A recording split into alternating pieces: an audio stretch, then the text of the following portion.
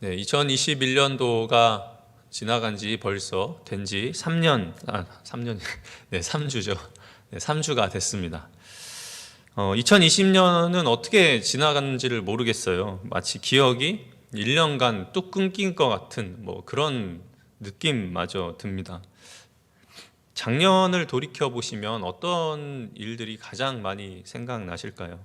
아마 평소에 당연하게 생각하던 것들을 못했고, 그리고 특별하게 하던 것들을 못해서 기억나는 일이 잘 없을지도 모르겠습니다.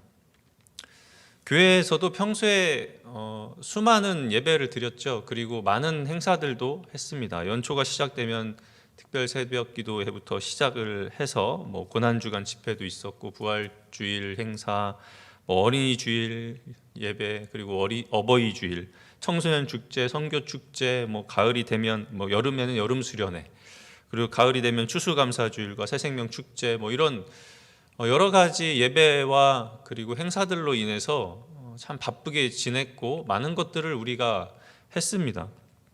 그런데 이걸 하나도 하지 않았죠. 이걸 하나도 하지 못했습니다. 하지 못하다 보니까 마치 1년이 통째로 그냥 날아간 것 같은, 기억이 없어진 것 같은 그런 느낌이 든다는 거죠. 작년 한 해를 생각해 보면, 그렇다면 좋은 일이 많이 생각이 날까요? 아니면 나쁜 기억이 더 많을까요? 힘든 일이 더 많이 기억에 남을까요?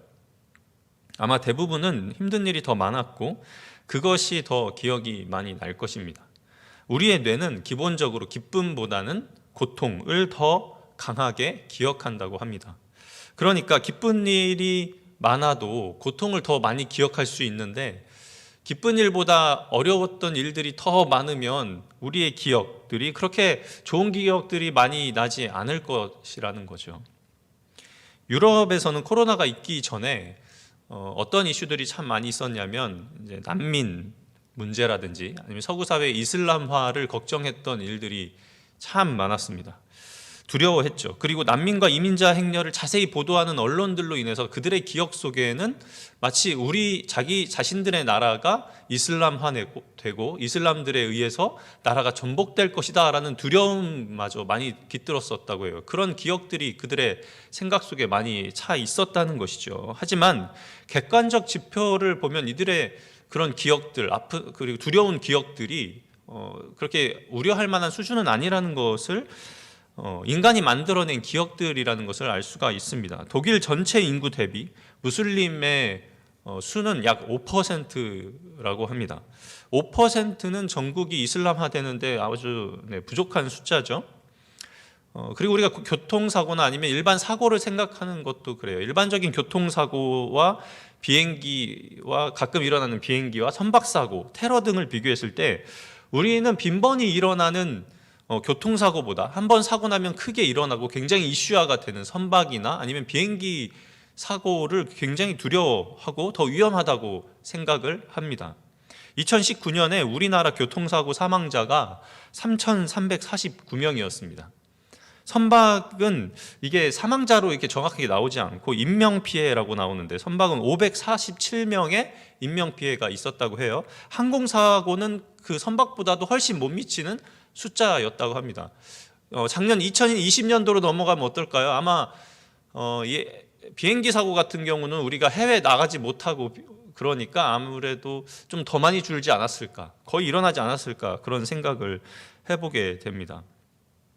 그런데 선박이나 항공사고가 크게 한번 일어나면 무서워서 배를 못 타겠다, 무서워서 비행기를 못 타겠다 이런 말은 하는데, 교통사고는 크게 일어나고 그리고 뉴스에 보도가 돼도 무서워서 차 못 타겠네, 내일부터 차 타고 다니지 말아야지, 이렇게 말하는 사람은 없다는 거죠.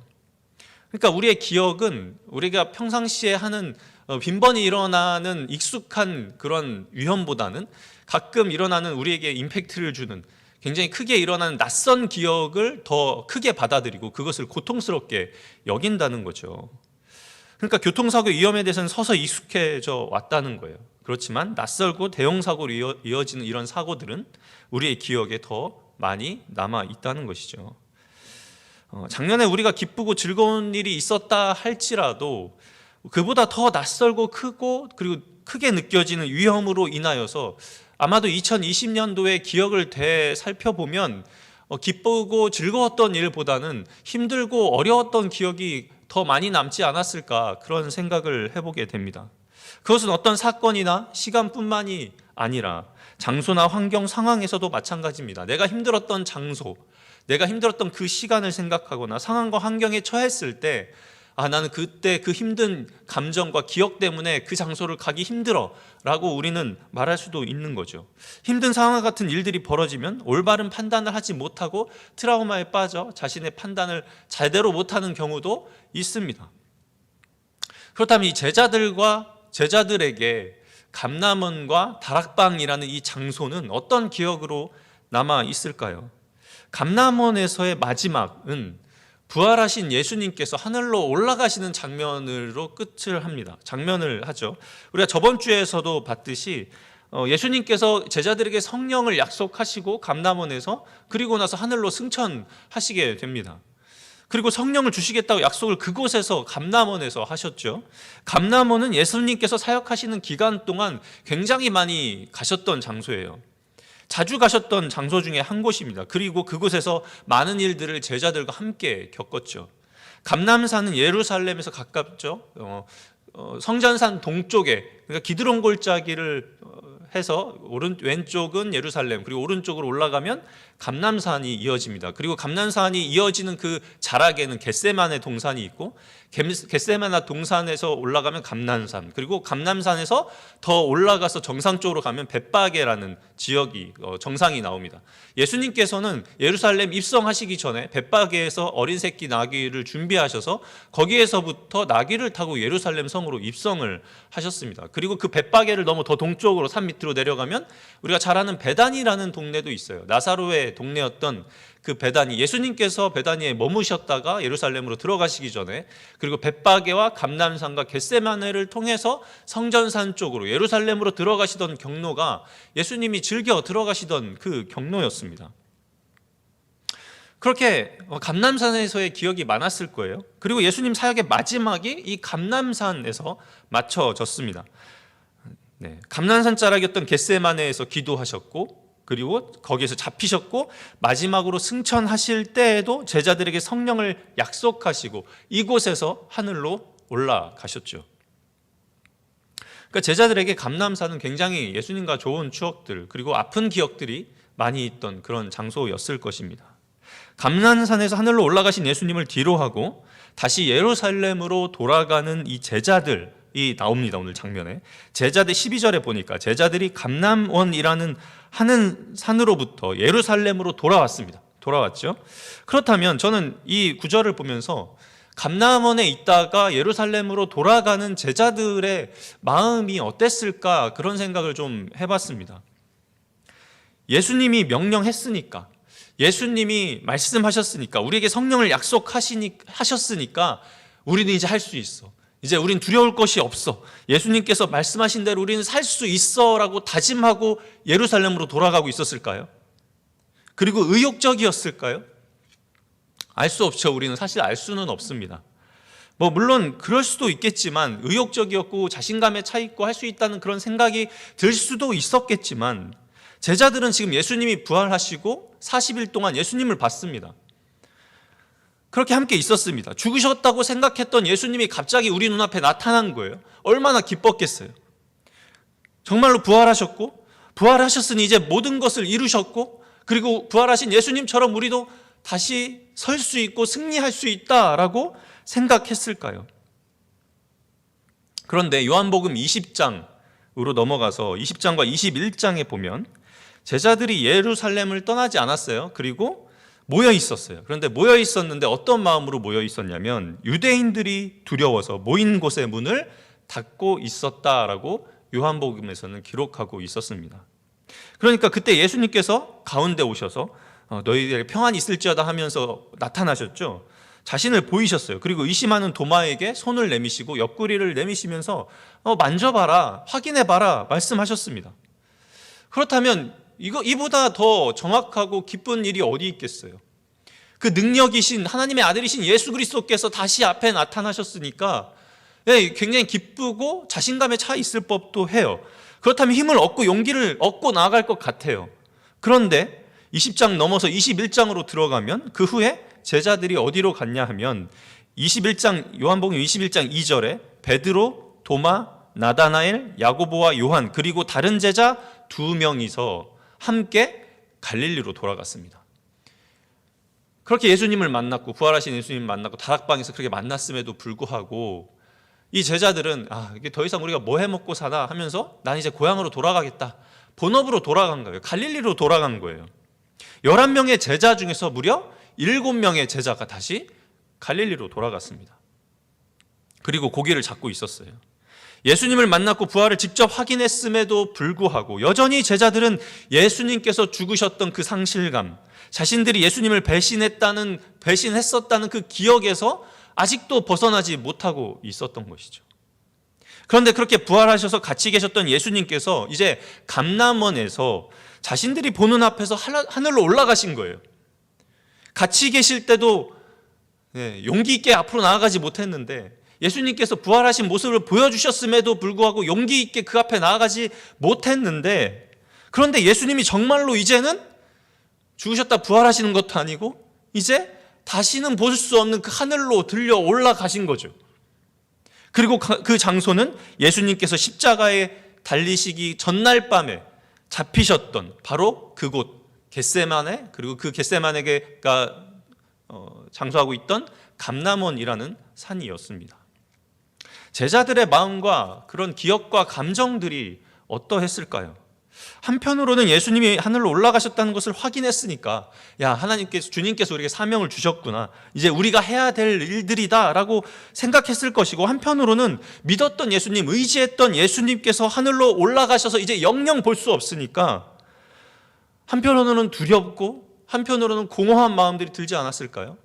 우리 아이들이 그렇잖아요. 어렸을 때 이제 명절이나 이럴 때 친한 친척이라든지 반가운 사람들이 집에 와서 왁자지껄 막 하고 반갑게 인사를 하고 같이 즐거운 시간을 보내다가 하루아침에 갑자기 친척들이 다 떠나고 집안이 썰렁해지는 거예요. 그러면 그런 감정 못 느껴보셨나요? 전 어렸을 때 그 감정이 굉장히 공허하게 느껴졌어요. 제가 좋아했던 사람들이 다 떠나고 왁자지껄했던 그런 시간들이 지나고 나면 그 마음이 되게 좀 그렇더라고요. 근데 그 마음에 비할 수는 없겠지만 이 제자들의 마음이 믿고 의지했고 예수님과 3년 동안 동거동락했고 더더군다나 부활하셔서 다시 우리 앞에 나타나신 예수님께서 이제 다시 나타나시지도 않고 영영 하늘로 들려 올라가셨다고 하니까 그들의 마음이 제가 생각했을 때는 한편으로는 두렵기도 했고 한편으로는 좀 공허하지 않았을까, 그런 생각을 해보게 됩니다. 게다가 그곳은 그들이 있었던 예수님을 떠나보냈던 그 감람원은 그들에게 아픈 기억이 있는 곳이었어요.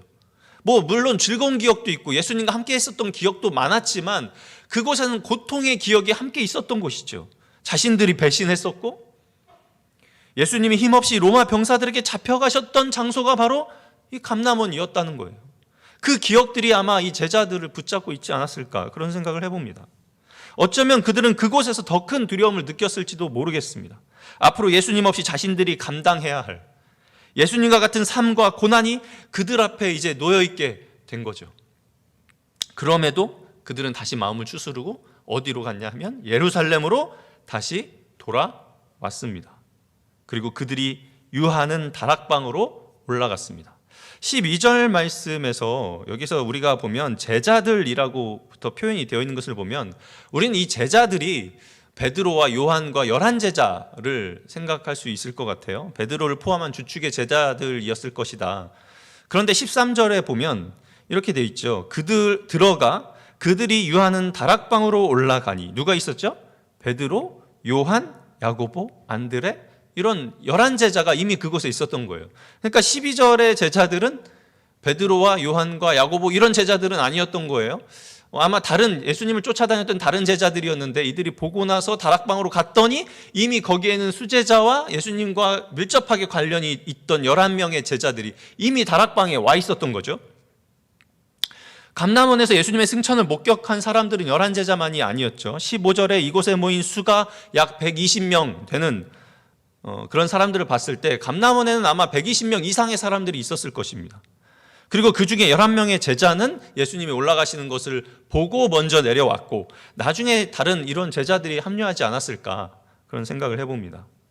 감람원과 마찬가지로 이 다락방도 이 제자들에게는 굉장히 많은 추억과 예수님의 기억들이 있는 곳이죠. 의미 있는 장소입니다. 이 다락방을 우리는 마가의 다락방이다라고 이야기하는데 성경을 아무리 뒤져봐도 마가의 다락방이라는 이야기가 없어요. 네, 마가복음에도 마가의 다락방이다라고 정확하게 명시되는 곳은 없죠. 성경 어디에도 없습니다. 하지만 예수님의 최후의 만찬과 오순절 성령 강림이 모두 이 마가의 다락방에서 일어났고 그리고 사도행전의 전반전 베드로가 나중에 옥에 갇혔다가 풀려나서 갔던 곳이 마가의 어머니 집이라고 하는 것을 봤을 때 학자들은 이곳이 마가의 다락방이다라고 추정하고 있습니다. 그렇게 추정하는 이유를 여러 가지 들 수 있는데 먼저 120명의 사람들이 모이는 곳이라면 이곳이 굉장히 큰 곳이었다는 거죠. 우리야 뭐 다락방 하면 그 지붕 바로 밑에 있는 좁은 공간을 생각하지만 이스라엘 사람들에게 있어서 다락방은 그런 공간이 아닙니다. 여름에 서늘하게 지낼 수 있는 굉장히 넓은 2층 같은 개념의 그런 방이었는데 그곳이 120명의 사람들로 가득 차 있을 정도면 적어도 몇 평 정도 될까요? 한 100평은 되어야 120명, 100평 이상은 되어야 120명의 사람들이 좀 있을 수 있지 않을까요? 굉장히 큰 집이었고 그만큼 많은 사람들이 모이려면 마가라는 사람은 아마 재력이 있어야 했었을 것이다 생각합니다. 그래서 학자들은 이 마가를 연구할 때 마가는 예루살렘에서 큰 부자로 알려지고 있다고 합니다. 마가의 집은 예루살렘에서 높은 계층에 있는 그런 장소에 위치해 있었어요. 예루살렘을 상 예루살렘과 하 예루살렘 이렇게 두 곳으로 나누는데 보통 고대 사회에서 위쪽 높은 곳에는 높은 계층의 사람들이 살았고 낮은 이 하 예루살렘에는 낮은 계층의 평민들이 살았다고 합니다. 근데 마가의 다락방 같은 경우는 헤롯 성전과도 가까웠고 심지어 대제사장이었던 가야바보다도 헤롯 궁전과 가까웠습니다. 그러니까 가야바보다 더 높은 위치에 있던 집이 마가의 집이었어요. 그러니까 물론 종교적으로는 마가가 가야바보다는 못 미칠 수 있었겠지만 정치적으로나 경제적으로 봤을 때 마가라는 사람은 오히려 가야바보다도 더 높은 수준의 계급에 있었던 사람이다라고 그렇게 추정하고 있습니다. 예수님이 예루살렘에 머무실 때 마가의 집에 머물고는 하셨었는데 마가의 위치로 봐서는 예수님이 안전하게 그 신변을 보장할 수 있었던 최적의 장소가 아니었을까. 왜냐하면 가야바보다 높은 위치에 있으니까 함부로 그 병사들을 예수님을 잡기 위해서 마가의 집으로 들여보내지를 못했겠죠. 또한 누가복음 22장 10절 이후에 보면 유월절 만찬을 준비하기 위해서 머물 곳을 찾으실 때 예수님께서 물 한 동이를 가지고 가는 사람을 너희들이 만날 것이다 말씀하시죠. 그리고 그에게 예수님께서 머무실 곳을 마련해달라라는 명령을 하십니다. 학자들이 바로 이 사람이 마가라고 추정합니다. 물 한 동이를 지고 가는 사람을 아마 이 사람이 마가일 것이다 라고 추정하고 있는 것이죠. 그리고 사도행전 12장 12절에는 베드로가 감옥에 갇혔다가 천사의 구출로 풀려났을 때 그가 찾아간 곳이 마가의 어머니 집이었습니다. 그리고 그곳에서 제자들이 기도하고 있었죠. 베드로를 위해서. 이런 정황으로 봤을 때 이 다락방이 마가의 다락방이다라고 추정을 하고 있는 것이죠. 정확하게 우리가 마가의 다락방이 어디에 있었는지 그 위치까지는 단정할 수는 없지만 120명의 제자들에게 잘 알려진 장소였습니다.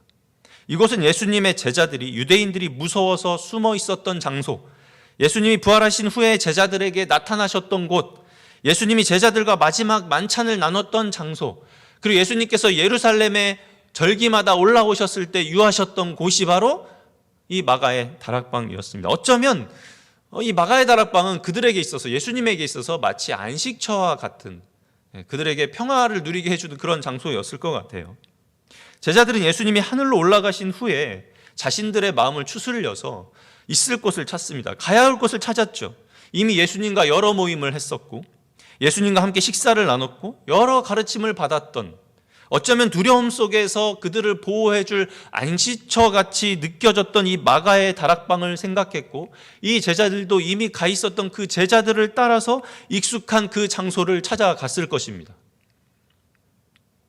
하늘로 올라가신 예수님을 본 후에 다락방에 도착한 이 제자들이 그들이 기도하고 있는 모습을 봤습니다. 이미 그들이 도착해서 11명의 제자들이 기도하고 있었죠. 11명의 제자들과 여자들 갈릴리부터 쫓아온, 계속해서 예수님을 쫓아다녔던, 공개했던 여자들, 그리고 예수님의 어머니, 그리고 그 아우들이 기도하고 있는 것을 발견했습니다. 그런데 이들이 어떻게 기도하고 있었나요? 14절에 더불어 마음을 같이하여 오로지 기도에 힘쓰더라, 이렇게 기록하고 있습니다. 우리나라 말에는 이 마음을 같이하여라는 말이 각각 다른 단어로 쓰여 있죠. 마음과 같이라는 것이 이제 분리되어 있습니다. 그런데 헬라어에는 이게 한 단어로 묶여 있어요. 호모 뒤마론이라는 이 단어로 묶여 있는데, 호모가 동일한 장소라는 뜻입니다. 그리고 뒤마론이라는 것은 이게 뭐 여러 가지 뜻이 있는데, 이것이 제물과 희생이라는 단어에서 파생된 거예요. 이게 거슬러 올라가면 이 제물과 희생이라는 단어에서 파생이 됐는데, 그러니까 지금 이 제자들이 같이 모여서 예수님과 함께 했던 그 다락방에서 마음을 같이 해서 동일한 장소에서 기도를 하는데, 그 기도가 마치 자신을 제물로 드리고 희생을 드리는 것 같은 기도를 그 장소에서 드리고 있었다는 거예요. 즉 이들의 기도는 예수님께서 자신을 제물로 드리는 겟세마네에서의 마지막 기도처럼 그 뜻을 이어받아서 더 이상 주님의 주신 길을 피하지 않고 도망가지 않고 예수님처럼 자신을 드려서, 자신을 제물로 드려서 희생을 드려서 제사로 드리는 그 기도를 이들도 하고 있었다는 거예요.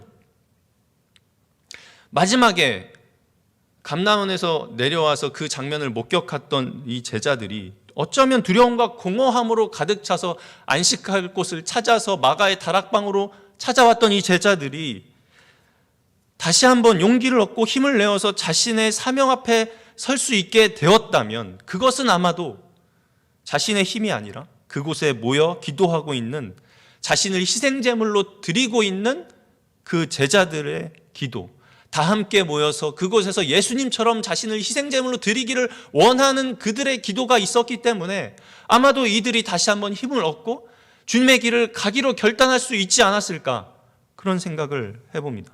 물론 예수님 우리 곁에 계시고 우리를 지키시겠다고 약속하셨습니다. 성령을 선물로 주셨죠. 그런데 눈에 보이지 않는 예수님을 대신해서 다시 한번 사명을 기억하고 힘을 내어 주님 가는 그 길을 가기로 결단할 수 있는 그 원동력은 나 혼자 할 수 있는 것이 아니라는 거예요. 그들과 함께 걸어가고 있는 제자들, 함께 모여서 예수님처럼 나도 주님처럼 나를 희생의 제물로 드리겠습니다 라고 마음을 같이하여서 기도하고 있는 그 동역자들이 있기 때문에 우리는 이 신앙의 생활, 믿음의 길을 걸어갈 수가 있다는 것이죠. 그 누가 믿음의 길을 혼자 걸어갈 수가 있겠습니까? 교회를 다니지 않고, 우리가 동역의 관계를 맺지 않고, 공동체를 형성하지 않고 나의 신앙과 믿음을 혼자 지킬 수 있을까요? 내가 두렵고 떨릴 때, 내가 공허함과 어려움 속에 갇혀 있을 때 내가 나 혼자만의 신앙으로 그 어려움을 극복할 수가 있을까요? 주님께서는 우리에게 공동체를 선물로 주셨고 이 교회를 선물로 주셨습니다. 그리고 서로 사랑하라는 그 세 계명을 주시고 우리가 이 교회 안에서 믿음의 동역자들을 통하여서 함께 걸어가는 그 길을 허락해 주셨죠. 그것이 믿음의 길이고 우리 교회가 서로 함께 세워져가는 그 길입니다. 우리가 힘들고 어려운 상황 속에서도 신앙을 지킬 수 있는 이유, 바로 주님께서 주신 사명을 되뇌이며 갈 수 있는 그 힘은 나 혼자 잘나서 내 혼자의 신앙과 믿음으로만 할 수 있는 것이 아니라는 것이죠. 먼저는 주님의 은혜와 보살핌이 있어야겠고 희생과 고난의 길을 함께 걸어가고 함께 기도하며 함께 웃어주고 울어주는 동역자들이 있기 때문에 우리의 믿음 생활이 가능한 것입니다. 우리는 그 어느 누구도 이 길을 혼자 걸어갈 수 없습니다. 주님께서도 우리에게 동역자들을 선물로 주셨고 이 교회를 주셨습니다. 예수님이 떠나시고 난 후의 공허함과 두려움 속에서 주님은 주님의 동역자로 우리를 불러주셨고 서로 사랑하는 계명을 주심으로 함께 나아갈 동역자를 허락해 주셨다는 것이죠. 그리고 제자들이 감람에서 내려왔을 때 희생제물로 자신을 드리는 그 기도를 바라보며 서로 힘을 얻고 주님께서 주신 사명을 다시 다잡으며 나아갈 수 있었던 것입니다. 그 동역자들이 함께 모인 것이 교회입니다. 우리는 비록 코로나로 인해서 함께 모여서 더불어 마음을 같이하여 같이 기도할 수는 없지만 우리가 있는 각 처소에서 함께 다시 만날 날을 기도하며 서로 성도의 이름을 기억하며 여전히 우리가 예수님의 증인임을 기억하며 서로를 위하여서 기도하시는 우리 성도님들의 삶이 되시기를 바라겠습니다. 지난 한 해 아무리 어떤 우리에게 아픈 기억들이 우리를 덮치고 있다 할지라도, 슬프고 힘든 마음들이 우리의 마음 가운데 있다 할지라도 여전히 살아계셔서 역사하시며 우리와 함께 하시는 그 예수님을 기억하며, 그리고 함께 희생제물로 드리기를 원하며 함께 나아가는 성도들과 기도의 제목을 나누며, 그렇게 우리의 신앙을 다시 한번 다잡고 믿음을 다잡고 나아가는 한 해가 되었으면 좋겠습니다. 120명의 제자들이 자신을 희생제물로 드림을 결단하며 기도하여 로마와 세상이라는 거대한 힘 앞에서 예수님의 사랑을 전하고 하나님 나라를 이루어 드린 것처럼, 우리도 다시 한번 우리를 위해 희생제물이 되신 예수님을 기억하며 한마음 한뜻이 되어 기도하며 세상 앞에 나아가셔서 우리를 통하여서 하나님의 나라가 이루어지는 데 사용되시는 우리 성도님들의 삶이 되시기를 주님의 이름으로 축원합니다. 기도하시겠습니다. 주님 감사합니다. 주님께서 우리의 삶을 인도하여 주시고 함께하여 주심을 감사드립니다. 제자들이 감람원에서 승천하신 예수님을 바라보며 다시 다락방으로 돌아와서 힘들고 어려웠을 그 기억을 뒤로 한 채 예수님처럼 희생의 제물로 자신을 드리며 기도하는 제자들과 마음을 같이하여 기도함으로 주님 앞에 다시 나아가고 그 사명을 감당했던 것처럼, 우리에게도 수많은 어려움과 아픈 기억들이 있지만 그 모든 것을 딛고 일어나서 서로가 서로를 위해 기도하며 내 자신을 희생제물로 주님 앞에 드리며 주님께서 붙잡아 주시는 그 믿음의 길을 다시 한번 걸어가기로 결단하는 우리의 삶이 될 수 있도록 인도하여 주시옵소서.